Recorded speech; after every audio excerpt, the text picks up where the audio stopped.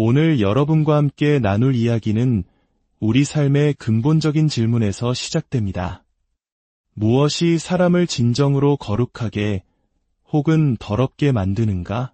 우리는 종종 외적인 행동이나 규칙을 통해 스스로의 가치를 증명하려 하지만 성경은 우리의 시선을 더 깊은 곳, 바로 마음의 중심으로 향하게 합니다.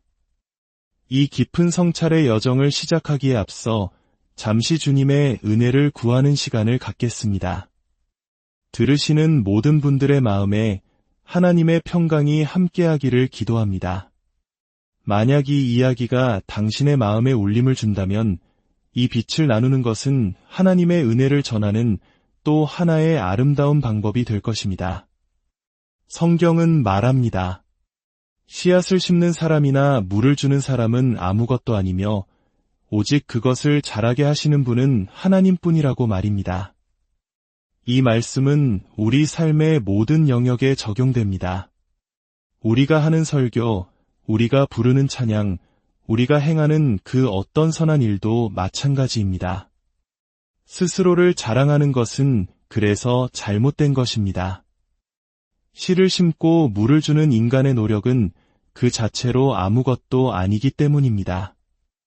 모든 영광을 받으시기에 합당한 유일한 분은 생명을 자라게 하시는 하나님 한 분뿐입니다.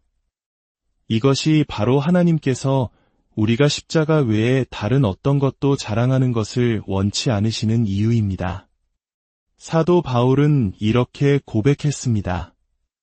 내가 나의 여러 약한 것들에 대하여 자랑하리니 이는 그리스도의 능력이 내게 머물게 하려 함이라. 저 자신을 돌아봅니다.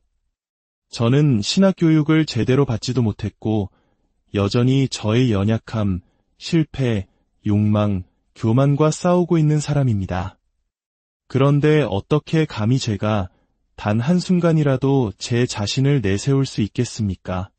때로는 깊은 회개의 눈물을 흘리며 제 안에 있는 죄를 짜내듯 고백하는 시간을 갖습니다. 이는 영적으로 매우 건강한 일입니다. 시편 24편은 제가 오랫동안 사랑해온 말씀입니다. 시편 기자는 묻습니다. 누가 주님의 산에 오를 수 있으며 누가 그 거룩한 곳에 설 수 있는가? 그리고 대답합니다. 손이 깨끗하며 마음이 청결한 자로다. 오직 그런 사람만이 하나님 앞에 설 수 있습니다.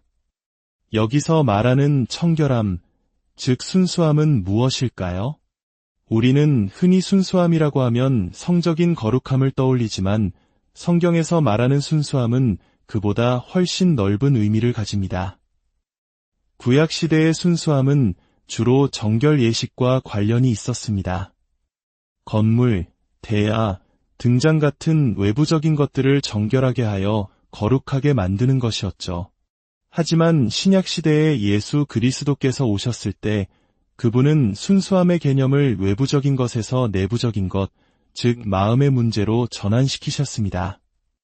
그래서 그분은 첫 설교에서 이렇게 말씀하셨습니다. 마음이 청결한 자는 복이 있나니 그들이 하나님을 볼 것이며 많은 사람들이 하나님을 보지 못합니다. 그들의 어리석음 때문에, 그들의 불성실함 때문에 단 한 번도 회개의 눈물을 흘리지 않았기 때문에 이 세상이 전부라고 믿기 때문에 하나님과 함께 영광 가운데 거하기를 갈망하지 않기 때문에 하나님을 보지 못합니다. 진정으로 하나님을 본 사람은 사도 바울처럼 고백하게 됩니다. 내가 그 둘 사이에 끼었으니 차라리 세상을 떠나서 그리스도와 함께 있는 것이 훨씬 더 좋은 일이라. 이 땅에 머무는 것도 의미 있지만 주님과 함께 있고 싶은 갈망이 더 커지는 것입니다. 당신이 한 번이라도 하나님을 본다면 당신은 자신의 육신을 미워하기 시작할 것입니다. 왜 항상 정욕에 시달리는가? 왜 항상 분노하고 반항하고 불순종하는가? 차라리 육신을 벗어던지고 싶다는 마음이 들게 됩니다. 당신이 겪는 모든 문제, 당신이 아내에게, 자녀에게, 다른 사람에게 주었던 모든 상처, 당신의 모든 불안과 죄책감, 이 모든 것은 어디에서 비롯되는지 아십니까? 바로 당신의 죄된 본성과 마음에서 흘러나오는 것입니다. 성경은 말합니다. 모든 지킬 만한 것 중에 더욱 내 마음을 지키라 생명의 근원이 이에서 남이니라. 사람들은 종종 그는 마음이 참 좋아라고 말하지만 성경은 우리의 마음에 대해 무엇이라 말합니까? 만물보다 거짓되고 심히 부패한 것은 마음이라 누가 능히 이를 알리요. 우리의 마음은 우리 자신마저 속입니다. 우리는 자신의 맹점을 보지 못하고 주변 사람들에게 상처를 주는 마음속 어두운 영역을 깨닫지 못합니다. 그렇기 때문에 당신을 사랑하고 영적으로 성숙한 여러 사람이 당신에게 동일한 것을 지적할 때 당신은 아마도 그 말에 귀를 기울여야 할 것입니다. 저는 순결한 마음을 간절히 원합니다. 제 내면의 삶이 하나님께 온전히 바쳐지기를 원합니다. 하나님께서 제 마음을 들여다보셨을 때 그곳에서 당신의 형상을, 당신의 계명을 발견하시기를 원합니다. 죄를 미워하는 마음을 보시기를 원합니다. 제 마음과 생각 속에 그리스도를 대적하는 것들이 솟아오를 때마다 그것들을 계속해서 짜내버리고 싶습니다. 더럽혀지지 않은 마음을 갖고 싶습니다. 예수님 시대 바리새인들은 예수님의 제자들이 식사 전에 손을 씻지 않는 것을 문제 삼았습니다. 어찌하여 당신의 제자들은 장로들의 전통을 범하나이까? 그들은 외적인 규칙에 집착했습니다. 예수님은 그들에게 돌이켜 물으셨습니다. 너희는 어찌하여 너희의 전통으로 하나님의 계명을 범하느냐? 그리고 그들을 위선자라고 부르셨습니다. 위선은 말과 행동이 일치하지 않는 것입니다. 예수님은 진실하기를, 가짜가 되지 않기를 촉구하셨습니다. 그리고 예수님은 바리새인들에게서 등을 돌려 무리를 부르셨습니다. 마치 잘못된 가르침으로부터 백성을 보호하시려는 듯이 말입니다. 그리고 말씀하셨습니다. 듣고 깨달으라. 입으로 들어가는 것이 사람을 더럽게 하는 것이 아니라 입에서 나오는 그것이 사람을 더럽게 하는 것이니라. 이 말씀은 율법주의에 빠진 우리 모두를 향한 것입니다. 돼지고기를 먹는다고 해서, 베이컨을 먹는다고 해서 그 사람이 더러워지는 것이 아닙니다. 그것이 건강에 좋지 않을 수는 있어도 그 사람을 영적으로 부정하게 만들지는 않습니다. 하나님께 감사하고 음식을 먹으면 됩니다. 우리는 서로의 식습관으로 서로를 정죄해서는 안 됩니다. 예수님은 말씀하십니다. 사람을 더럽히는 것은 입에서 나오는 것, 즉 마음에서 흘러나오는 것입니다. 당신의 말이, 당신의 입술에서 나오는 것들이 당신을 더럽힙니다. 그리고 입에서 나오는 것은 마음에 연결되어 있습니다. 우리는 당신이 무엇을 계시하고 무엇을 말하는지를 통해 당신의 마음 상태를 알 수 있습니다. 제자들은 예수님께 와서 말했습니다. 바리새인들이 이 말씀을 듣고 걸림이 된 줄 아시나이까? 진리에 걸려 넘어지는 자는 누구일까요? 바로 위선자들입니다. 진실하지 못한 사람들, 이중적인 사람들이 진리 앞에서 불쾌감을 느낍니다. 우리는 복음을 전할 때 누군가가 불쾌해할까 봐 두려워해서는 안 됩니다. 복음은 본질적으로 불쾌한 소식일 수 있습니다. 왜냐하면 복음은 당신과 나, 우리 모두가 죄인이라고 선언하기 때문입니다. 우리는 죄 가운데 태어났고 하나님으로부터 분리되었습니다. 당신이 거듭나지 않았다면 하나님은 당신의 친구가 아니라 당신의 심판자이십니다. 우리는 모두 하나님의 진노의 대상이었습니다. 하지만 하나님의 은혜가 우리를 살렸습니다. 우리가 구원받지 못했을 때 하나님께서 우리를 참고 기다려주신 것은 그분의 일반적인 은총이었습니다. 그분은 자격 없는 모든 사람에게 친절을 베푸셨습니다. 우리는 그분이 우리를 하나님 나라로 이끄시기까지 충분히 오래 살게 해주신 것에 감사해야 합니다. 그러므로 누군가 진리 앞에서 불쾌감을 느낀다면 그것은 당연한 일입니다. 복음은 우리 모두가 구원자를 필요로 한다는 사실을 가리킵니다. 십계명을 보십시오. 너는 나 외에는 다른 신들을 내게 두지 말라. 하나님보다 다른 어떤 것을 더 사랑했다면 우리는 이미 첫 계명을 어긴 것입니다. 도둑질하지 말라. 직장에서 펜 한 자루를 가져온 적이 있다면 당신은 그 계명을 어긴 것입니다. 거짓 증거하지 말라. 거짓말을 한 번이라도 했다면 당신은 이미 그 계명을 어긴 것입니다. 이 도덕법 앞에 우리 자신을 세워보면 우리는 모두 지옥으로 향할 수밖에 없는 죄인임을 깨닫게 됩니다. 그래서 우리에게는 그리스도가 필요합니다. 그분만이 율법을 완벽하게 지키신 유일한 분이십니다.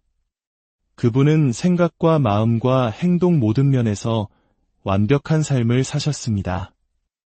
그분은 당신의 불의를 대신하여 자신의 의를 교환하는 희생적인 죽음을 당하실 수 있었습니다. 그리하여 죄인인 당신이 하나님 앞에서 의롭다 칭함을 받을 수 있게 된 것입니다. 우리가 의로운 것은 우리의 선행 때문이 아닙니다. 우리가 교회에 다니기 때문도 아닙니다. 우리는 오직 그리스도 안에 설 때에만 의롭습니다. 하나님께서 십계명을 통해 나를 보실 때 그분은 내 안에 계신 그리스도를 보십니다. 그리고 내 안에 있는 그리스도를 보시고 그 아들과 딸을 향해 의롭다고 선언하십니다. 우리가 실수해도 의롭다. 죄를 짓고 다시 일어서도 의롭다. 한때 불성실했더라도 의롭다. 이 얼마나 감사한 일입니까? 할렐루야. 이것이 바로 우리가 그리스도를 사랑하고 경배하고 높이고 선포해야 하는 이유입니다. 하늘에 계신 아버지께서 나를 의롭다고 보시는 것은 내가 그리스도로 옷 입었기 때문입니다. 예수님은 계속 말씀하십니다. 내 하늘 아버지께서 심으시지 않은 것은 다 뿌리째 뽑힐 것이다. 이것은 밀과 가라지의 비유를 떠올리게 합니다. 하나님 나라의 아들들과 악한 자의 아들들이 세상에서 함께 자랍니다. 겉보기에는 거의 비슷해 보입니다. 같은 직장, 같은 교회에 있습니다. 하지만 주님은 마지막 때에 아버지가 자신에게 속하지 않은 모든 것을 뿌리 뽑으실 것이라고 말씀하십니다. 마지막에는 반드시 분리가 있을 것입니다. 그러므로 거짓 종교에서, 도덕주의에서, 율법주의에서 나오십시오. 아직 그리스도를 영접하지 않은 분이 계시다면 오늘이 바로 구원의 날입니다. 당신의 마음을 두드리시는 그분의 음성을 들을 때 그리스도께로 달려가십시오. 내일은 약속되어 있지 않습니다. 이것이 왜 중요할까요? 예수님은 바리새인들을 향해 이렇게 말씀하셨습니다. 그들을 내버려 두라. 그들은 맹인이 되어 맹인을 인도하는 자로다. 만일 맹인이 맹인을 인도하면 둘이 다 구덩이에 빠지리라. 거짓 교사들이 무지한 사람들에게 지지를 받으면 그들 모두 결국 지옥에 떨어지게 될 것입니다. 이것이 우리가 건전한 가르침과 교리를 사랑하고 거짓 교리를 미워해야 하는 이유입니다. 어떻게 거짓 교사를 분별할 수 있을까요? 그들은 모든 설교를 당신에 관한 것으로 만듭니다. 성경의 주인공을 당신으로 만들고 모든 설교를 동기부여와 영감을 주는 이야기로 채웁니다. 그것은 자기개발이고 자기애적입니다. 그들은 존재하지 않는 하나님, 존재하지 않는 예수를 만들어냅니다. 그래서 당신의 기도는 당신이 원하는 것을 구하는 45분간의 구걸 세션이 되고 기도가 응답되지 않으면 하나님께 화를 냅니다. 하지만 하나님은 당신을 섬기기 위해 당신을 창조하신 것이 아닙니다. 그분은 당신이 그분을 섬기도록 창조하셨습니다. 이것을 깨달을 때 우리의 기도는 변화됩니다. 주님, 제가 무엇을 하기를 원하십니까? 제 마음을 변화시켜 주소서, 제 눈을 열어 주소서, 제 삶에 주님의 기름 부으심을 더하소서. 복음을 나눌 문을 열어주소서. 제 마음을 정결하게 하소서. 잃어버린 영혼들을 위해, 구원받지 못한 이들을 위해 울부짖게 됩니다. 당신은 하나님의 나라가 임하고 그분의 뜻이 이 땅에서 이루어지기를 기도하게 됩니다. 사람을 더럽히는 것은 마음에서 나오는 것입니다. 악한 생각, 살인, 간음, 음란, 도둑질, 거짓 증언, 비방. 이 모든 것이 마음에서 나옵니다. 예수님은 누군가를 이유 없이 미워하면 마음으로 살인한 것이라고 하셨습니다. 정욕을 품고 누군가를 바라보면 마음으로 간음한 것이라고 하셨습니다. 이러한 것들이 우리를 더럽힙니다. 하수구의 오물처럼 하나님 보시기에 썩은 냄새가 나게 만듭니다. 사역이 무너지는 이유, 사업이 망하는 이유, 가정이 파괴되는 이유, 관계가 깨지는 이유, 이 모든 것은 마음에서 흘러나오는 것들 때문입니다. 우리의 마음은 스스로의 노력으로 고칠 수 없습니다. 오직 구원받고 성령 하나님께서 우리 안에서 성화의 역사를 이루실 때에만 가능합니다. 저는 여러분 모두가 진정으로 구원받기를, 진정으로 거듭나기를, 온 마음을 다해 그리스도를 추구하기를 간절히 기도합니다. 형식적인 신앙이 아니라 세상의 방식을 버리고 거룩함의 아름다움과 성령 안에서의 삶을 누리기를 원합니다. 아침에 일어났을 때 예수님을 느끼고 하루를 살아갈 때 그리스도와 교제하며 밤에 잠자리에 들 때 그리스도의 평안을 느끼기를 원합니다. 하나님께서 당신을 신뢰하시고 자원과 계시, 진리와 통찰력을 맡기실 수 있는 강력한 사람이 되기를 원합니다. 당신의 가장 아름다운 모습이 당신의 내면에 있기를 바랍니다. 우리는 교회가 되어야 합니다. 건물에 가는 것이 아니라 우리가 바로 교회입니다. 하나님의 부흥을 일으키는 한 사람이 되어야 합니다. 이번 여름 세상 사람들이 가장 죄를 많이 짓는 그 시간에 우리는 복음을 선포하고 하늘문이 열리도록 기도하며 우리 마음속 교만을 짜내고 서로 깊이 사랑하며 죄로부터 도망치고 거룩하고 기름 부음 받은 백성이 되기를 소망합니다. 무엇이 사람을 더럽힙니까? 당신이 먹는 것이 아니라 당신의 마음 속에 있는 것입니다. 저의 기도는 당신이 순결함과 당신의 마음에 대해 깊이 생각하고 이 선에서 벗어나는 것입니다. 이곳에서는 살아있는 척하고 밖에서는 죄로 가득한 삶에서 벗어나십시오. 오늘 말씀을 들으며 마음의 찔림을 느끼셨다면, 당신이 죄인임을 알고 하나님의 법을 어겼음을 깨달았다면, 그러나 동시에 주님께서 당신의 마음을 만지시는 것을 느꼈다면, 당신의 자리에서 주님께서 당신을 구원하시는 것을 느꼈다면 그것은 성령의 역사입니다. 오늘 이 자리에서 당신의 삶을 그리스도께 드리십시오. 과거, 현재, 미래의 모든 죄가 그리스도의 피로 씻겨졌음을 믿으십시오. 당신은 더 이상 하나님의 진노의 대상이 아니라 그분의 사랑하는 아들이요 딸입니다. 오늘 이후에도 당신은 또 실수할 것입니다. 하지만 이제는 자신을 자책할 필요가 없습니다. 넘어지면 주님, 저의 죄를 용서해 주십시오. 더 나은 사람이 되도록 도와주세요. 라고 기도하고 다시 일어서서 앞으로 걸어가면 됩니다. 그리고 당신은 혼자가 아닙니다. 당신에게는 이제 새로운 가족이 있습니다. 이제 저의 모든 형제자매들을 그리고 새로 가족이 된 분들을 예수님의 손에 온전히 맡깁니다. 하나님의 말씀과 성령의 인도하심에 맡깁니다. 주님께서 당신을 지키시고 복주시며 그의 얼굴을 당신에게 비추사 은혜 베푸시기를 원합니다. 그분의 선하심과 자비하심이 당신의 모든 길에 함께 하시기를, 그분의 사랑과 임재 안에 당신이 거하기를 기도합니다. 우리 주 예수 그리스도의 위대하고 장엄하며 비교할 수 없는 이름으로 축복하며